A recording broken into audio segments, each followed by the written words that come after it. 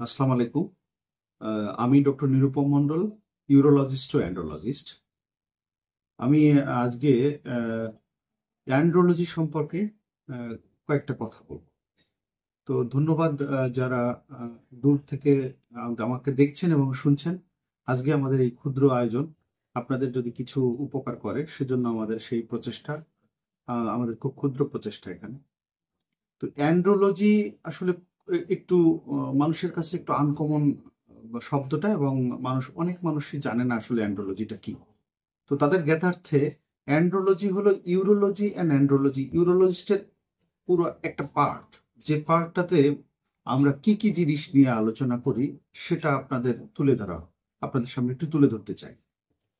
Andrology হলো আমাদের পুরুষ প্রজননতন্ত্র, পুরুষ যে জননতন্ত্র রয়েছে, এই জননতন্ত্রের কোথাও সমস্যা, সেটা হতে পারে এটা সে বাচ্চা না হওয়ার ক্ষেত্রে পুরুষের যে ভূমিকাটা রয়েছে, পুরুষের যে প্রবলেমটা রয়েছে, সেগুলো মধ্যে যা যা পড়ে সেটা অ্যান্ড্রোলজির মধ্যে পড়ে। এমনও হতে পারে যে না, পুরুষ ইরেকশন করতে পারছে না, অর্থাৎ সেক্স করতে পারছে না, এটা অ্যান্ড্রোলজির পার্ট।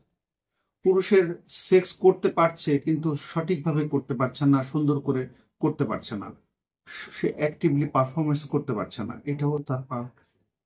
এমন হতে পারে দ্রুত বীর্য পতন হচ্ছে, এটাও অ্যান্ড্রোলজির পার্ট।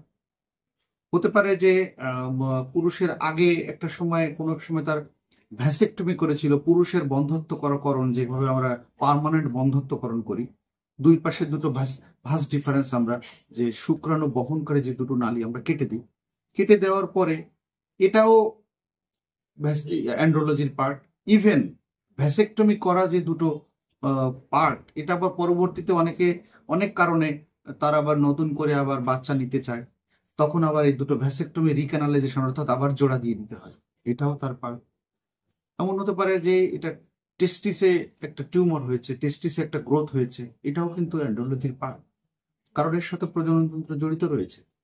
তো আমরা অ্যান্ড্রোলজি, আরো অনেক কারণ রয়েছে, অনেক নানাবিধ ব্যাপার রয়েছে, এমনকি সেক্স করতে পারছে না, কোনো ধরনের ওষুধ দিয়ে আমরা এটাকে হ্যান্ডেল করতে পারছি না, ইম্পর্টেন্ট হয়েছে পেশেন্ট, অথবা সিভিয়ার ইরেকটাইল ডিসফাংশন হয়েছে, সেক্ষেত্রে আমরা প্রস্থেসিস বসাই, অর্থাৎ পেনিসের ভিতরে আমরা মেশিন সেট করে দিই, যাতে করে সে তার সেক্সুয়াল পারফরমেন্সটা পারফেক্টলি করতে পারে। তারপর আমরা, এটা একটা পেশেন্টের একটা সাইডের টেস্টিস মনে করেন নাই, অথবা টেস্টিসটা সার্জারি করে আমরা ফেলে দিয়েছি, একটা সাইডে স্ক্রোটাম ফাঁকা হয়ে গেছে, তার এমটি হয়ে গেছে, শূন্য হয়ে গেছে, তখন সেখানে আমরা একটা প্রস্থেসিস বসিয়ে দিই, টেস্টিসের মতো, সেক্ষেত্রে তার সাইকোলজিক্যাল সাপোর্ট হয়, এটাও কিন্তু অ্যান্ড্রোলজির পার্ট। নানাবিধ অ্যান্ড্রোলজির পার্ট হয়েছে, ইভেন একটা circumcision, it's a part of andrology এটাও পুরুষের প্রজনন তন্ত্রের মধ্যে রয়েছে। তো আমরা অ্যান্ড্রোলজি বহুবিধ জিনিস, যেটা আসলে বলে শেষ করা যাবে না। ইউরোলজি অ্যান্ড অ্যান্ড্রোলজি, এটা পুরো সাবজেক্টের নাম।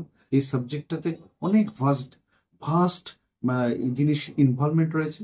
আমরা আগের দিন আলোচনা করেছিলাম একটা টপিকসে, সেটা ইউরোলজি জিনিসটা আসলে কোন কোন ক্ষেত্রে ইউরোলজির কাছে রুগী যাবে, ইউরোলজিস্টের কাছে, আর কোন কোন ক্ষেত্রে অ্যান্ড্রোলজিস্টের বিষয় নিয়ে ইউরোলজিস্টের কাছে যাবে, এই দুটো বিষয় নিয়ে আলোচনা হবে। ধন্যবাদ সবাইকে, ভালো থাকবেন।